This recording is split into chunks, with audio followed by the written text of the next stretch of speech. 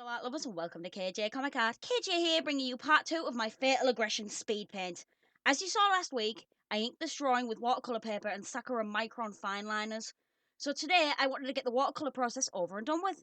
I like to finish my colouring in a single day as I tend to lose focus over multiple days unless it's a long-term project, aka a comic. However, just because I try to get it done in a day doesn't mean I rush.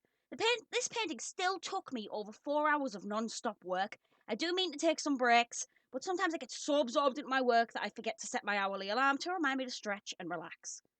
Anyway, this drawing is basically the same violent, cruel, and cold person. I've just skipped ahead on my recording. I'm so sorry.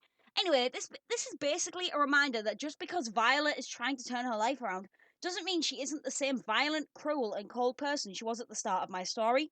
She has a lot of past trauma in relation to her best friend's violent death, so she tends to avoid getting close to people by being outright mean to avoid losing someone important to her ever again. Because of this, she comes off as a bit of a witch, really. Changed the word so I didn't violate my own rules against swearing on video, but I think you can understand what witch is being swapped with.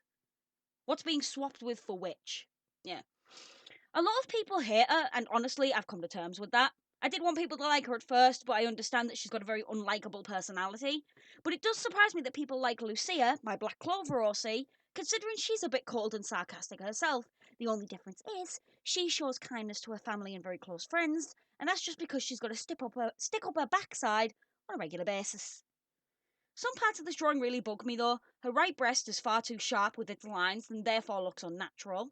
Thanks to that friend who pointed it out, so I could improve on my next drawing. The shading and highlights don't look like I wanted them to, and it looks a little faded due to the watercolour over the ink. However, I do love the overall look of the piece and the sinister yet awesome aura Violet gives off in her stance.